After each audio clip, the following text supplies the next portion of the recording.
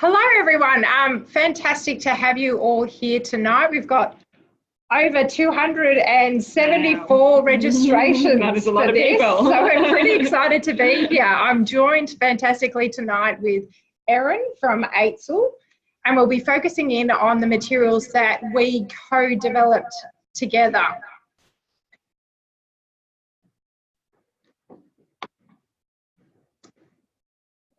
So let's just make a start. So we've got a little bit of reverb. We're just going to fix that. If you want to type into the chat box straight away, just where you're joining us from.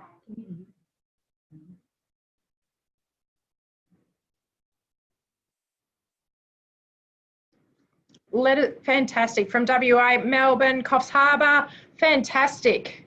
Oh, wow, we really have got all of Australia today. We have, Canberra. Thank you so much.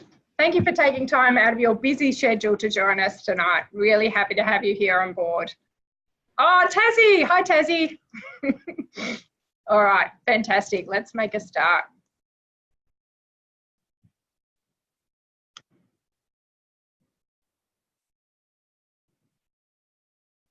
So first of all, we start off just by acknowledging that we're here meeting on the lands of the Wurundjeri people of the Kulin Nation. We're here in Melbourne together, but we know that you are all meeting on lands all across Australia. So we want to pay respects to our elders past, present and emerging. Lovely.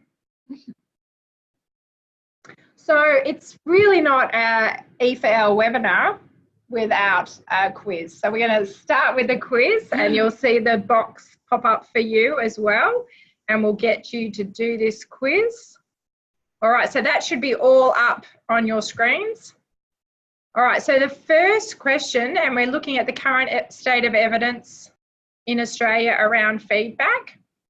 So feedback on how students complete a task is more effective than general praise. So type in if you think that that's true or false. And then the second question is really thinking about, and it'll be one of the key points that we'll explore today, is where are the most effective areas that we can target feedback to as educators? Where will we see the most growth in our students? So number one is the least effective in that answer, and number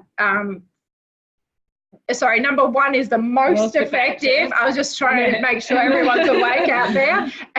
And number four is the least effective. Okay, so it's ranking from there. It looks like number one's quite a straightforward question, but number two is, so we've got a bit of variance and answer for number two there, which I think is good, because we're going on to talk more about number two. So we are. Oh, wow. So we've got an amazing number in here. We've got 96 of you all joining us tonight, so thank you for setting time apart in your busy schedules, because we both have been teachers, so we understand what that feels like.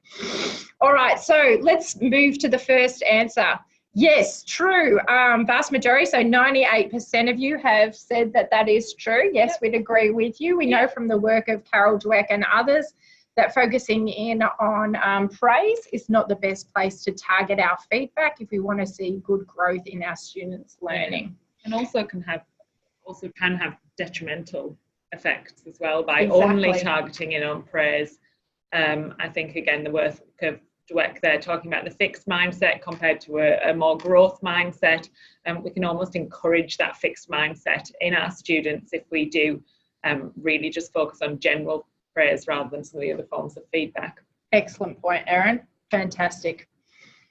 Now, looking at the most effective forms of feedback and the answers, we've got a lot of answers in for that. Fantastic. So, this is a tricky one. Trying to have a look at the responses. We've got 15% for A, we've got 24% for B, we've got 39% for C, and we've got 22% in response to D. So the answer is B. So we know that targeting at that self-regulation and process level are some of the most effective areas that we can target into to help our students actually improve in their learning. And then task is also helpful. So that's linking back to a lesser extent, but still linking back to the learning intentions of the task. And then self we know to be the least effective. But we're not advocating for a complete negation of praise. We'll delve into that in a lot more detail within this. So you should all be able to see the results there now. Nice, fantastic, great participation, everyone.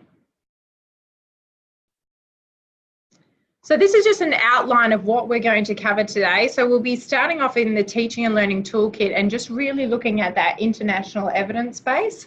Then we'll be having a look at the Australasian evidence base and then really delving into the partnership that we developed up with AITSL around these materials and looking in depth in what those materials actually say. So if we have a jump onto the site now.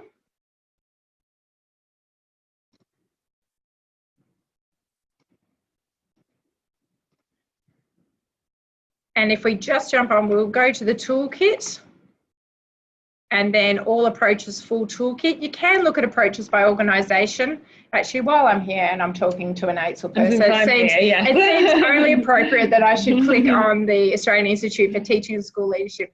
And you can see that we've actually mapped the toolkit approaches to both the Australian Professional Standard for principals and the Australian Professional Standards for teachers. And actually very good use of your S and thank you. And not S for principals. Having worked at AITSL, I know where to have an S and where not to have an S. It's crucial. And particularly for this webinar, the feedback goes through all career stages of the standards for teachers. So very relevant. Excellent point. Excellent point.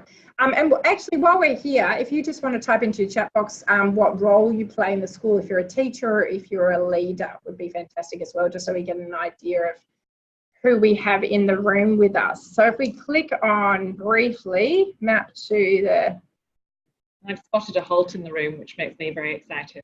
But we'll be seeing next week. We'll be in Holt Town in Darwin, so that's going to be exciting. So there we are. There are the standards mapped. Actually, we're going to go in through here. So let's take a look at the main toolkit, all approaches full toolkit. And you can see you can sort according to cost, security and months of impact. Tonight, we're really just interested in feedback because we love it and it has a spectacular impact. So it has a +8 months worth of learning impact. We'll break down and find out exactly what that means in a second. Has a low average cost. Fantastic. We've got a lot of teachers in the room. Good to see. And the evidence security is quite high in comparison to some other approaches. So when looking at the toolkit, we've got the what is it, how effective is it, how secure is the evidence, what are the costs and what should I consider. We'll be having a look at this specifically a little bit later. The what should I consider is that really practical bit about turning evidence into action in your setting. So really I would suggest having a good look at that. Now I'm going to get overly excited because we're diving into the reference section. So this is the heart. That's your jam. That is my jam. This is the heart and the soul. I'll get excited later. You can get excited about the references. This is the heart and soul of the toolkit. So it has a definition evidence rating. Then it has the references here. So you can click and they'll take you through to that particular reference. What you also have, which is my favorite bit, is the different effect sizes from the individual meta-analyses and how that is calculated into a mean weighted effect size, which is based on the standard error or the measure of how many students is in each one of those studies. So it's very elegant work coming from Professor Steve Higgins out of Durham University. Now at this point, I'm just going to jump back into the presentation. And we're just going to have a little look at what that looks like as spread out in a graph. So along our x-axis, that's just the different studies spread out. Along the y-axis, they are, sorry, it's the effect size of the different meta-analyses. On the y-axis, it's in alphabetical order, okay? So you can see that's the spread of effect sizes that we're dealing with. And here's our mean weighted effect size. So that's a 0.63, and we've taken that, we've translated that into 8 months worth of learning progress. If anyone's got any questions about that, happy to answer them as we go. We've got Dr. Pauline Ho, I'm pointing to her because she's just over here in the room, on the chat box. So any questions we'll answer as you go, and also we'll have Q&A at the very end as well. So that is what the spread looks like. What's interesting about this, if we look at Kluger and Denise in 1996, we can see there it's quite a lower effect size than some of the other studies. They actually included a third of their studies were based on praise.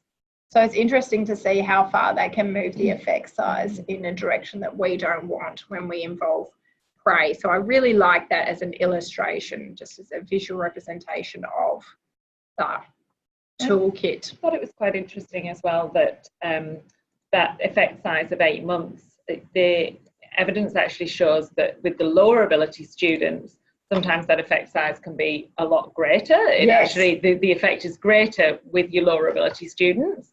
And therefore, you know, we rack our brains for ways to narrow the learning gap in our classrooms. And here's something that, as you've already said, is pretty low cost and easy to implement, and there's resources already out there, and it's actually a really good way of targeting those students who have fallen behind or are falling behind. Yeah, well, that was great really point. Interesting as well. That's a fantastic point, thank you. And if we have a look now and just have a look at our Australasian research summary. So we developed up Australasian research summary for feedback. This was work completed by Janet Clinton's team out of Melbourne Graduate School of Education, and they looked at all the research for the past 6 years. And what they found, there were some areas in the toolkit that we had a lot of research, but then there were others that we didn't. So this is really the birth of the feedback implementation materials, where we identified there's not a lot of research in Australia or New Zealand around feedback, and we wanted to make some really practical examples of how you can use feedback in a classroom setting to really help your students, and that was really the whole driver between this collaboration. Great, so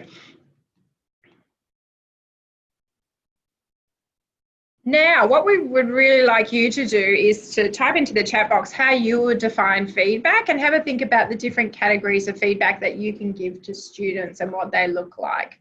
So just type those into the chat box, don't be shy. There's lots of us there, but that's fine.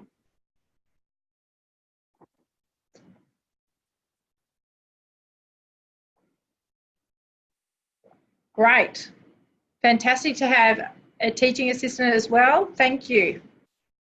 Great, verbal constructive. Yeah, lovely, thank you. Helps students to identify where to go next, specific to the learner. Well, they're coming in thick and fast now. Wow, thank you. A couple picking up on the difference, obviously, between formative and summative feedback. Yep. Information about performance, great. Targeted, timely. Constructive information. Yeah. Picking up on how the feedback's given, so verbal versus written versus peer-to-peer feedback.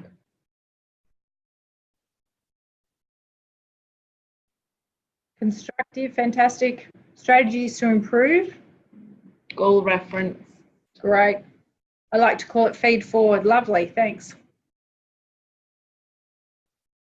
Oh, yeah, help students to understand the difference between where they are and where they want to be and how to get there. Just lovely.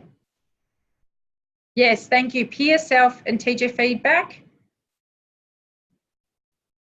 Timely. Yep, and we're really not, as teachers ourselves, we're really not advocating for increased marking. We're advocating for decreased marking. Absolutely. And targeting the feedback at different areas, because we know the real reality of the workload of being in the classroom. Fantastic. Criterion-based, student-friendly language, really important. Excellent points. Oh, bump it up walls. Yes, love a good bump it up wall. Yep, so link to the success criteria. Excellent point. And what I like is that all of you are adding to each other's answers and not repeating. Yeah. What an amazing group we've got here tonight. Yeah, there's a lot just based on that chat. Fantastic.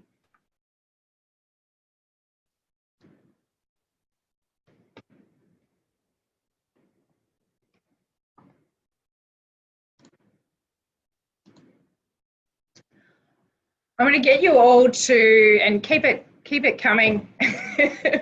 Keep it coming. That's great. Great feedback, ladies. Love that.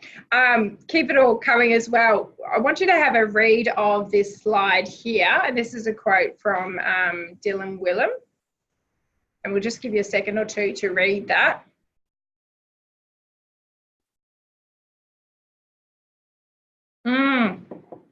Beautiful.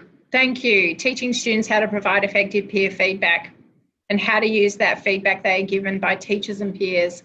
That's an excellent point, because a lot of time we can spend a lot of time focusing in on what feedback to give, but it's really the actions taken once the feedback is received that will lead to increased learning. And I think that idea of, as a teacher, modelling effective feedback, it's really powerful, because we've already said we're certainly not here to try and increase workload, but if you can create a culture in your classroom where you've modelled how to give effective feedback, and students start to get that idea and giving that effective feedback to each other, you can do yourself out of a job, which is really the aim. I think if you can make yourself not needed in the classroom, then I think you've done your job well. So that's a really good point. Yeah, that's a good point there about you can give too much feedback that the student doesn't know where to start. Better to mark up one paragraph and provide feedback on that than the whole essay, and it decreases your time marking. All right, so really I think one of the key points that Dylan's really making in this quote is focusing in on trust. And I think we've all been probably in experiences where we've had low and high trust environments. I know myself, I'm thankfully in a high trust environment at the moment. When my director comes to me and gives me feedback, I take that feedback on and I make changes. Even though I'm an adult and it will take me 3 months to make new neural connections, I do the hard work and I make changes and I improve my practice. It's the same within the classroom. Is if the students know that there's a culture of trust and that you are really looking for their best interests, you will get the best possible response out of that. And I just like it the way he puts it quite simply. The only thing that matters is what a student does with the feedback. If you're getting more of what you want, it's probably good feedback. If you're getting less of what you want, probably needs to change. Yeah, love that. Love that. All right, excellent. This is the definition within the toolkit. So it's really covering off, and you all covered off in this in great detail really in the chat box. So the key is around the performance of the learner relative to the learning goals. We're aiming to really produce an improvement in the students' learning, and then we can really target at different areas as we covered in the quiz initially, and also you've covered in the chat box as well today. So this is in the what should I consider section. So if I model an example about this, and this is so me giving feedback to a student about their writing. So I would say, and this students always struggle with their writing around some basic concepts. Okay, so put ourselves in mind we're in a year 8 classroom, or if you're in primary, pretend we're in primary as well. And we're learning about photosynthesis, and this was an essay on photosynthesis. Sorry, I'm a science teacher, so that's going to come through a bit. What about? That's all right. I'm primary teacher, so so we're covering all bases here. This is perfect. All right, so to the student, I'm going to say it's good because that's a good leading sentence. It's good because I could see that you included an introduction, a main body, and a conclusion within your writing. So this student has always struggled with just those types of basic concepts. And so I'm comparing it to what they've done before. I can see that you've improved because last time we couldn't see that basic structure in your writing. And now I'm saying one area for them to focus in on. Yeah. With this student, they're really not good with creating linking sentences between the paragraphs. So I'm going to say, in the next essay, can you please focus in on making sure that each paragraph is linked to one another with a clear and concise linking sentence. So that's what I'm going to say to them. I'm not going to give any praise with that. If I wanted to give praise, I could give it separately to when I'm handing back a piece of assessment. I think that, just to add in a primary example. Please do. Please, I would love a primary example. I'm thinking, I work with sort of grade 3s, and you're thinking about receiving stories which may be several pages long and ramble into lots of nonsensical paragraphs at times, as I'm sure the other primary school teachers are familiar. But you've got to really work hard to put aside all the things you could see that could be improved. And I'm sure most of you have set up in your classrooms where students, particularly in primary, where you get to work with a class all day, every day, you know, you have goals that's personal to that student, that's their learning goal that they're focusing on throughout all their writing. And you know, if, for example, their learning goal is to use capital letters for proper nouns, I have to work really hard to put to the back of my mind the fact that there's 10 other things I can see that I could give feedback on, and just concentrate that that's their learning goal, that's what we're working on, or that was the success criteria for this piece of writing, and make sure that the feedback is connected to their personal goal or to the success criteria for that writing. Because I think, as you've already said in the chat box, you could give them so much feedback. I'm looking at it now, the student doesn't know where to start, and they can start to get that feeling of helplessness as well if you just constantly looking at lots of different ways to improve. So if they've done what you've asked, then you know it's good because you've done that, and if they haven't met the success criteria, then the feedback is directly towards that success criteria. Fantastic, thank you.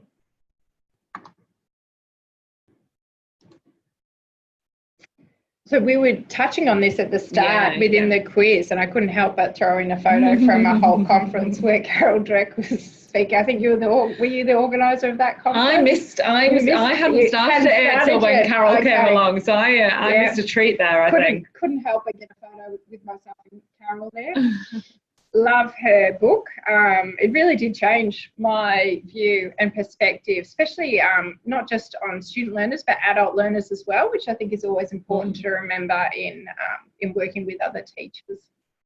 So, yeah, like we were saying at the start, you can really, by saying you did a brilliant job, you're very smart, you can really, students can get trapped in a way of thinking that they are really smart and they don't need to put out a lot of effort. So if they do fail on a task or need to exert more effort, they can start to feel less confident, less resilient, and less motivated. What I like here is just a recent article from Carol where she's really saying, you know, praise the effort that led to the outcome or the learning process. Tie the praise to it. So not just the effort, but the strategy. So what was it specifically that you did? What was the specific learner strategy that the student employed to get to that point? Focusing on that rather than saying, great job, excellent job.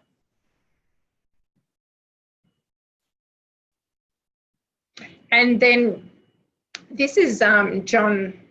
We can call him John, can't we? Yeah, I think we can. John here talking about, and Shirley Clark as well, really talking about it's fine to have praise, but separate them, and also the perils of over praising. So I'll give you a minute to read that, and then we'll just come back to it. And feel free to keep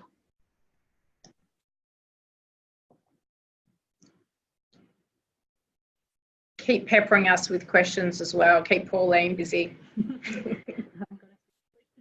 Are you? Are they coming through in the webinar chat?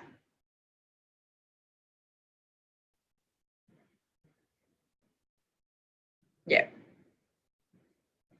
So if we overpraise particular students, they can actually develop a negative self-image.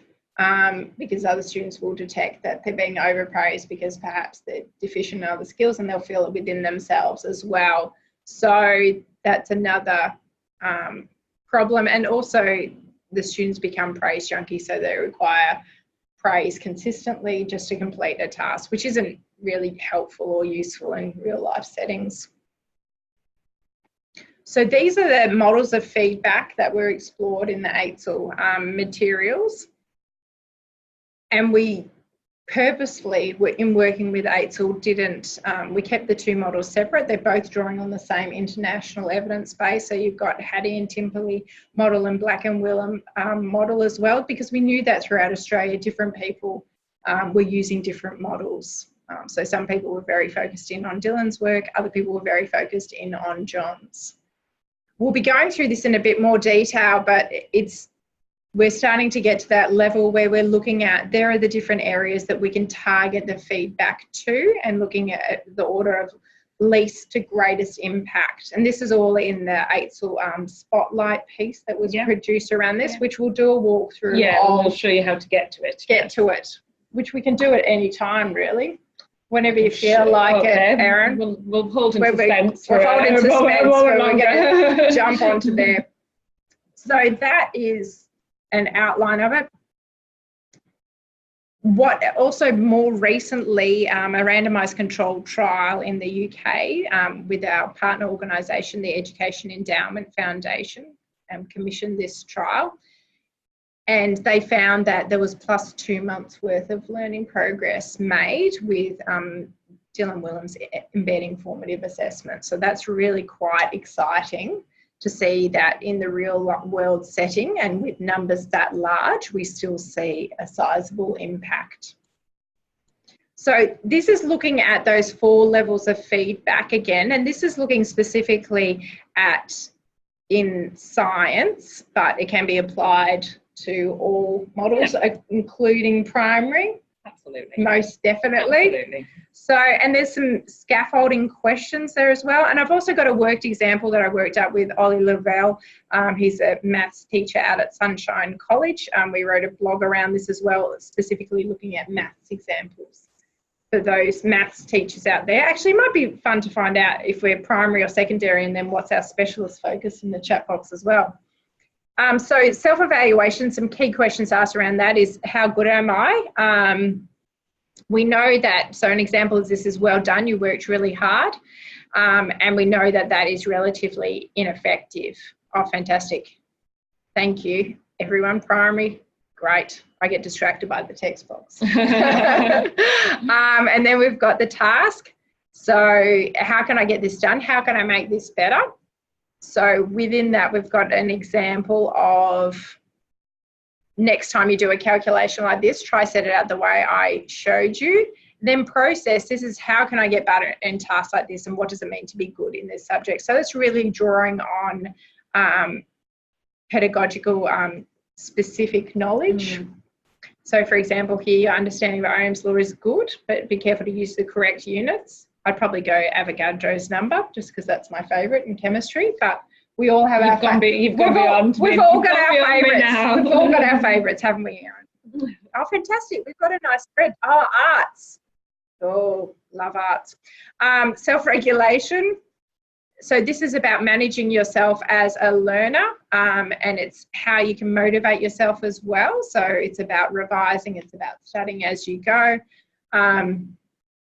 And it's also about probing the learner about where to next in their learning. And I think some of the differences can be a little bit subtle on first reading. Definitely. Like, particularly the difference between the task and the process. And I certainly had to do quite a bit of reading around it to get my head around it. And I think as you give feedback to your students, sometimes you've got to kind of really think about your language of, am I giving feedback now that's related to the task or the process? And I suppose the way I see it is the task is quite narrow. It's that piece of work on that particular day, just to be able to do that activity better. Whereas process goes more broadly. It's still related. It's still subject specific. It's still sort of not just subject specific, it might not be math specific, it might be specific to addition or subtraction, but it could then be applied by the student in the next lesson where they're doing a different task that's still on subtraction, or they're doing a different, trying to use your science example now, I'm probably going to fail miserably. They're doing a different report that's not on photosynthesis, but they can still use the feedback on their next report. Completely. So yeah, I think that's kind of quite a subtle difference between those two, and it's kind of takes a bit of practice probably to get the language right as you do it. But you can only have a go. Yeah, no, exactly right, and it's just about making small changes in practice over time that will lead to large increases in student learning. Absolutely. Fantastic. Good to see. Great spread. And adult learners as well involved. So these principles would apply to adult learners as well, obviously. So now what we'll get you to do is we're going to get you guys to do a bit of work, and it's a bit of a tricky task, to be quite truthful. It's 6:30 p.m. if you're in Melbourne, Brisbane or Sydney, and then in WA you're a little bit earlier there. You're still in the afternoon. Have we got any WA? We've got any WA. Call out from WA and let me know the time in WA so I can say it. Tell me what time we are in WA. Thank you. So now 4:30. Awesome. 4:30. So you guys, I reckon, be feeling a little bit fresher. They're fresh. They're ready. You guys are like, question. You guys are feeling great. Oh wow, a lot from WA. Impressive cohort. Fantastic. So now if you type into the chat box what you'd say to students, and I really want you to think about this, and I know I'm asking a lot, on your last piece of assessment in the following year. So what would you say about self? And although we don't want to focus in on self, sometimes by us identifying what that sounds like, we can make a conscious effort to do less of it. So put in self, put in task, put in process, and put in regulation. Great.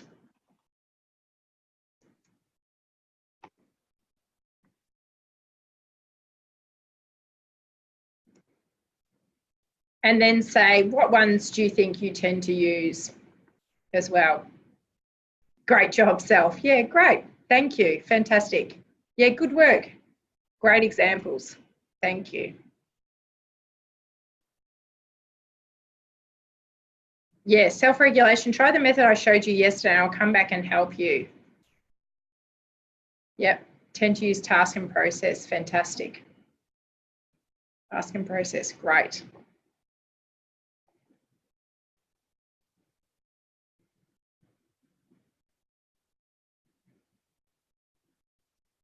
Yep, very well written reading response. Task.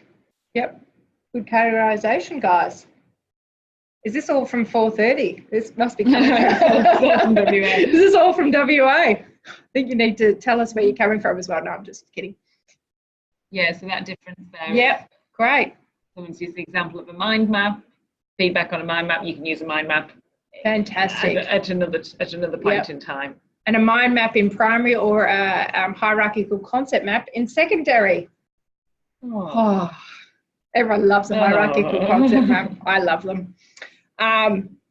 Yes. Oh, I love that. Can you think of a strategy that you've used before? This is amazing participation, guys. Yeah, I really like the way you've done X. Try do Y next time. Yes, process. Can you think of a strategy you've used before that you might be able to use here? Lovely. And different strategies for different subjects.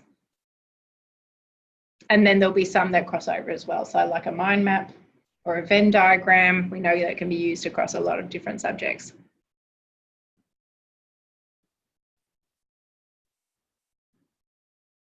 Yeah. Lots of how do you think you did and how do you think you performed for that self-regulation.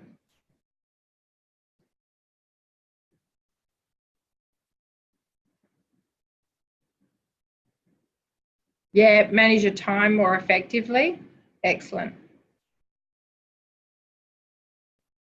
Yep, look at the success criteria, linking back to the task. Yep. I like the word use of love in there. I missed that one. Where's that one? Love how you thought about it, did the task. I like that. And I've seen some really nice like classroom displays where there's some sentence starters that encourage students to give feedback to each other in this sort of a way. So if you've modelled, if you've modelled a really nice kind of way of giving self-regulation feedback or process feedback, then putting some of those sentence starters on the walls so that when you're encouraging peer feedback, I can actually turn to you and use the display to help me articulate my feedback to you. And I've seen that used across primary school as well. So I think sometimes that's a great, that's even our smallest people can give really valuable feedback. They definitely to each other. can. Well, even some of our smallest people in the NT are running their own projects and changing the world.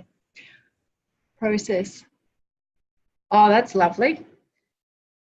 You've built the tension well in this narrative. Next time, consider using dialogue to add immediacy to your writing. Oh, got an English teacher in the house. That also would be then very clearly connected to the success criteria, which lots of people, so that the success criteria might have been to include dialogue in a narrative text. Or I like that too. What success criteria didn't you achieve? What do you need to improve on next time? And again, that kind of self-regulation, lots of people use kind of checklists against the success criteria, so students are going back and ticking off which of the success criteria they've achieved, and then noticing for themselves which ones they didn't, so that they can then go back and edit their own work based on the success criteria. So there's lots of little things you can do to direct them towards self-regulating. Definitely. And you can have differentiated success criteria as well, which can help you in making sure that all the learners in you're reaching all the learners in your classroom. I'm not suggesting personalised, though. I'm suggesting grouping. No, carrying on with our focus. Carry on with our focus on workload minimal work-life balance. We won't suggest that. We're not suggesting that. That's fantastic. Yeah, what strategies do you use to verify sources? That's an excellent question in this era of fake news. I really like that. Yeah, fantastic. That is excellent. It's much more than I hope we could achieve, really, at this time of day. Yeah, fantastic. So co-constructing success criteria with students. Definitely, and you can co-construct the rubrics that sit underneath that as well. I know some primary school leader, Helen Butler, has been doing that with her students in breaking down the Australian curriculum into rubrics with the students and breaking that down even further into success criteria. Fantastic. Yep, great. Thank you for your honesty. We're all here to learn in what areas we want to focus in on. Yeah. So I'm can keep finishing off your answers and keep them coming in the chat box. I'm going to move on to kind of talking about the resources on the AITSL website. Just before I do, they're really, really well received. So everybody we talk to, I was just on social media the other week, and I think they were talking about this very webinar. Wow. And someone had posted underneath the chat box, I've used those resources, they're absolutely brilliant. And that's the kind of feedback that we want, although not. Should we high five? I hope we high five on that. So there are lots of teachers out there who are using them and implementing them. And I noticed when we wrote about our your roles in the chat box earlier that lots of you are teachers, but lots of you are also leading aspects of teaching within your school. And the really nice thing about the suite of resources, I think, is that it kind of gives you everything you need to go and lead some work on feedback within your school setting or within your team. And of course, you don't need to have a formal leadership role to be able to do that. There's plenty in here that just within your PLC you could run a session or several sessions over a period of time on feedback. we find that they are one of AITSL's most visited resources. I'm just looking at my stats here because we've had sort of people do spend, there you go, 76,000 page views, and people are spending sort of 3 to 4 minutes on the page, which I think shows that they're engaging with them and actually using them. So yeah, that's really positive. So a bit of a walkthrough, we'll just flick back so we can show you where to find them. So on the AITSL homepage, if you come into the Teach section and then move into where it says Improve Practice, you can see there popping up the feedback section, and that's where the resources are. So as I said, there's a lot of stuff on there, and it's going to take you a little while to go through it all. But the idea is that there are enough resources on there to be able to deliver something and to go through the full implementation plan with your colleagues. So we start off with some of the research. I'll just skip down there. So the research, you've kind of got three documents you can refer to. The spotlight is, I suppose, someone asked me what a spotlight was the other day, and spotlight. It's AITSL's word for a document, quite a light read document that really brings together all the research. We fully appreciate that at 6:30 at night you are not going to want to dive into journals. Well, you might, Tanya, but the rest of us are not looking to get out the journals and dust them off to start reading volumes of work. But the spotlights are a really good read that you could confidently, I think, hand out to your colleagues or read yourself and really bring in that evidence base in a very digestible way. So there's the spotlight. The fact sheet is some of the slides that you've seen up tonight will come from the fact sheet. So just a quick overview of the things that we've been talking about. And there's quite a nice animation there as well, which I always think, I really wish I'd had that in terms of starting off a staff meeting. It's about 4 minutes long, but it's just a really nice introduction into the work, and of course brings in that research base as well. So down the bottom, I'm just going to skip down the bottom of the page, because this is where you have got the implementation resources. So they take you right through the evaluation framework so that you can measure the impact of implementing this change within your school. So say you are a leader or you're in an informal leadership position, and you're going to say to your school leadership that I'd like to try and improve the feedback practices within my team. They're going to be asking you for how are you going to know, how are you going to measure it, and the aim of these resources is not only to give you the material to deliver, but also how you're going to measure that impact over time. And it's really interesting that we've been talking all the way through this webinar about adult learners as well, because actually with these resources, although they're about feedback and feeding back to your students, you're actually going to be giving feedback to your adult learners within your teams and your PLCs if you're trying to implement this within your school.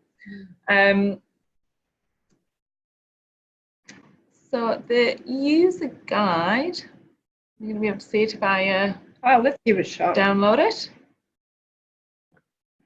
That's pretty good. Does that work? Is that good? Yeah. Great.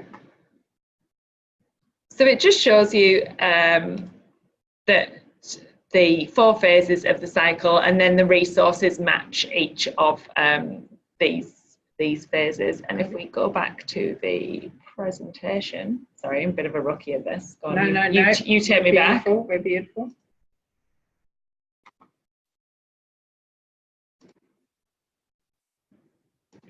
Yeah.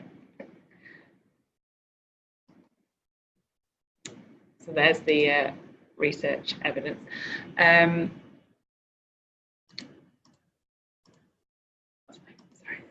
So there's only the readiness, and then the planning, and then we move into the implementation stage, and there's quite a few case studies in there as well, and there's quite a broad range of case studies, both videos to watch and also some written case studies, and we've tried very hard, or certainly the team putting together resources have tried very hard to make sure that there is the full range of schools covered. So you can see here of all the states and territories, we've tried to cover primary, secondary, government, independent, Catholic. So hopefully everybody can kind of find a school that goes somewhere towards matching their context and gives them something to share and something to work with. Fantastic. And I have to just jump back to those case studies as well, and just so we drew on Richardson Primary School for our implementation guidance report that we've just published, in looking at what does excellent implementation look like, and that really had all the essential ingredients within that, and really was detailed to a high enough extent that we could detail exactly the way Jason Borton had led those changes in that school. So they've been an excellent resource for us as well, and I hope they are for you as well.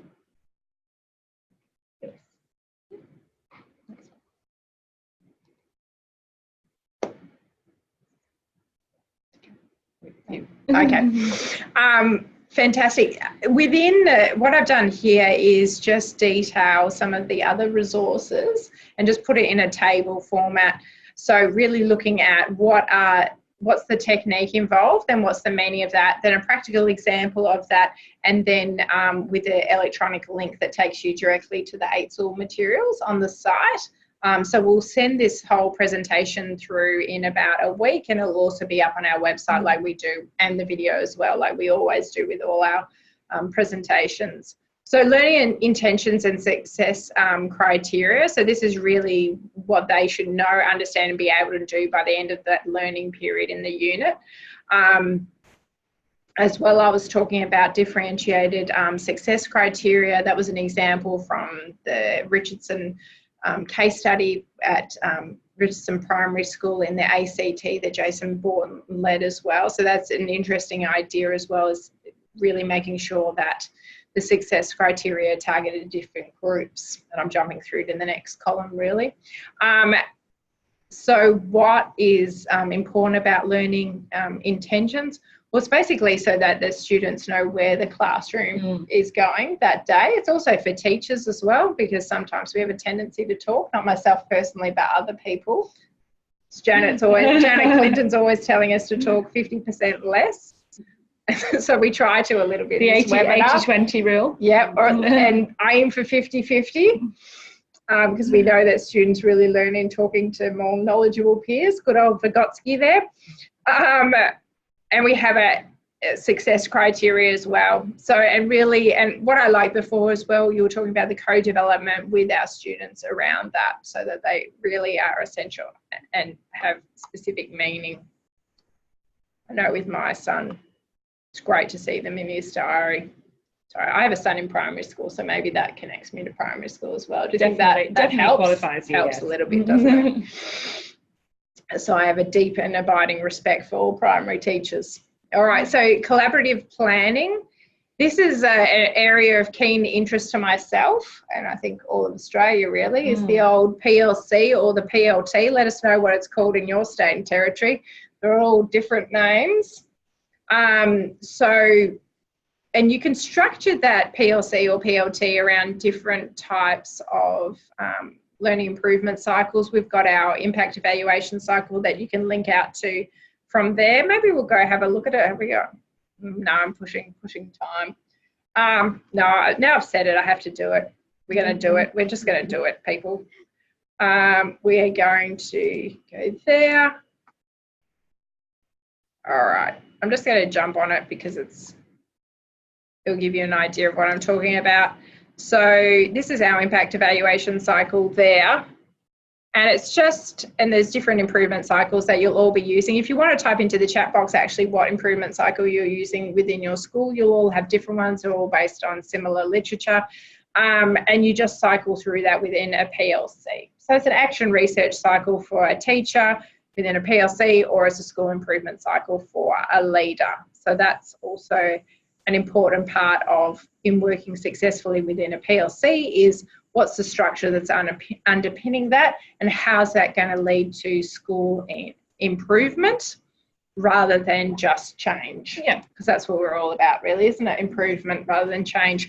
Stacey Quince at Campbelltown Campbelltown Performing Arts School, not primary, had some excellent action learning questions that she presented at a conference, and so I've always taken those wherever I go. And she just simple ones. What was the impact of the project on your teacher professional learning? How do you know? And what was the impact of your project on student learning? Just some great 3 clarifying questions as to what have you achieved in being in this PLC, because the research is finding that it can be really hard to stay focused within a PLC. And there's some lovely research as well produced by Learning First around beyond PD and delving into what are some structures that you can do within PLCs. And back in the AITSL resources, there's quite a handy questionnaire in the evaluation section of the resources. So maybe not for at the end of every PLC, but if you're implementing this over a period of time, you might use there's sort of a how-to sheet on bringing out evaluation into your project, and then there's a nice questionnaire there that you might do at different points in time throughout the implementation of feedback in your schools. Yeah, that is I like that questionnaire. And it's got, depending on the different techniques that you're using, it has different questions in it to evaluate the impact that you're having in successful rollout of that. So I really like that.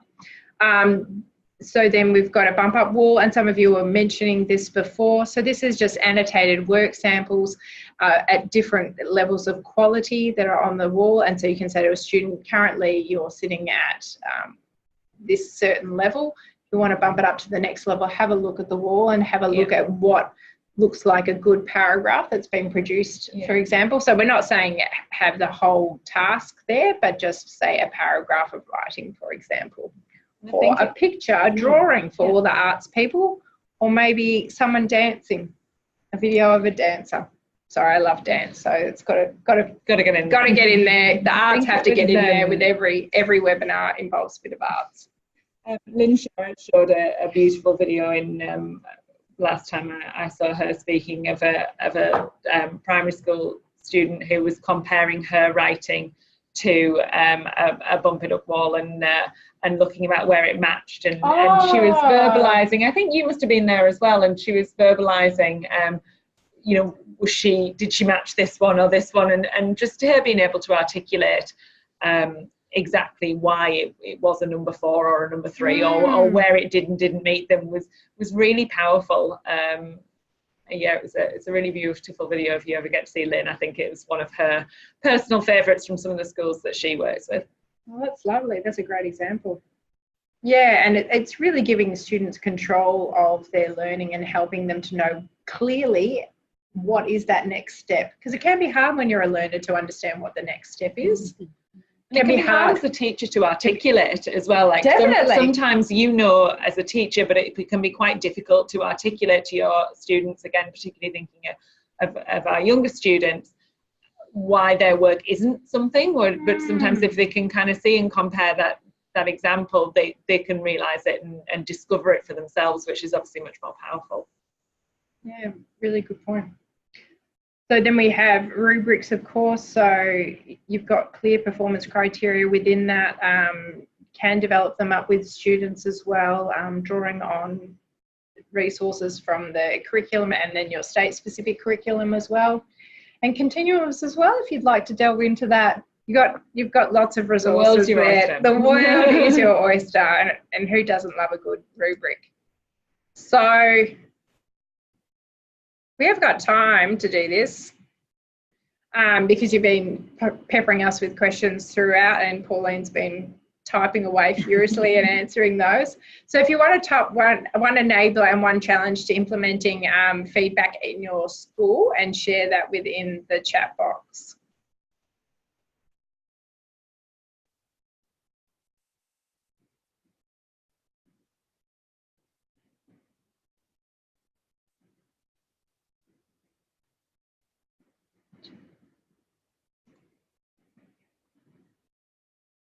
Yeah, great. Thank you for sharing the models that you're currently using. Yep, that's a definite no. And a lot of teachers, I think curiosity drives a lot of teachers. So if you can tap into that curiosity and interest, that's a great idea. A challenge is completely time, and hopefully these resources will help you with that. But as teachers ourselves, we're not going to say that time isn't an issue. It always is an issue. And I think, again, we've talked so much about enablers being... Wow, thank you. They come up so fast, mid-sentence. The enablers being, you know, all staff working together compared to a barrier if you can't get buy-in. And it's that collective efficacy again, isn't it? If you can get a group of teachers working together and really sort of taking this forward, and I think that's where the resources are really nice, because if you can give them something to help with the buy-in, you're not asking them to create things, and you're not having to create things, which obviously is a challenge on your time, then it's going to be really powerful. I think you spot on. It's all about your staff wanting to improve and wanting to do it together. It is, and I've just noticed we've got Jason, who I was just talking about in the chat as well. So shout out to Jason, and thank you for the case study of your school. Yeah, mindset can be, and that can be taken in two ways, as a challenger or as a blocker or an enabler. If you've got people with a more on the spectrum towards a growth mindset, because we think of it as a spectrum rather than in fixed quantities, either fixed or growth, that can be.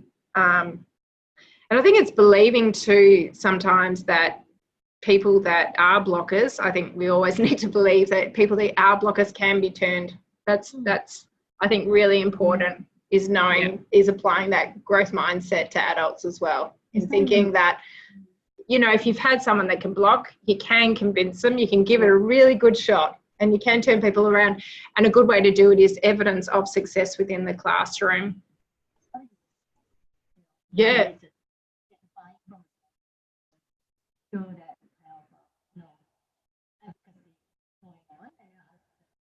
Definitely. Yeah, getting enough people on the bus was an excellent point from Pauline, saying that, you know, you just need a critical mass of teachers, and you can just start moving with the bus with enough people on in the right direction. If you can create FOMO, you're winning, right? Yeah. Yeah, definitely. Definitely. That's fantastic. We're going to keep those piling in, and we're just now have question time as well. So if there are any questions, if you'd like to type them in, and we can answer them as well. But while reading this interesting information. And then at the end, we've just got how to reach us, really. And you all know that we're all on the socials, both of our teams. Love our socials. And we've got our personal accounts too, so feel free connecting there as well. And any comments and feedback to Erin and myself, we'd love it. And thank you for your feedback throughout the session and your engagement. I've been blown away, to say the truth. Yes. My first webinar, and I think I've started on a high with the engagement. I'll be disappointed next time when there's fewer comments. Pleasure. Absolute pleasure. Thank you to all of you. We've had an amazing night, and thank you for giving up an hour of your time. Oh, see you in Darwin. Erin and I will be in Darwin next week for the whole conference. Absolute pleasure. So glad you found it helpful. really our pleasure to be here. And thanks for giving up your time. We know how precious time is to educators, and we really value your time. And so we'll pop the video up. We've got 1 more minute. Is there anything else you'd like to say, Erin? Well, just thank you. Thank you very much for inviting me along. Pleasure. It's been a wonderful collaboration, and it's been excellent working together. Yeah, and we really value feedback on the resources, and if you're using them and they work, tell us, and if you're using them and something doesn't work, tell us as well, because it's always great to know, and AITSL sort of prides itself on consulting with the profession and finding out what teachers want and what you use. So yeah, always tell us. Fantastic. All right, we're a wrap. Have a wonderful night and enjoy some leisure. Good evening. All right, and no marking tonight, all right? Job's done. Okay, bye. Thanks, bye.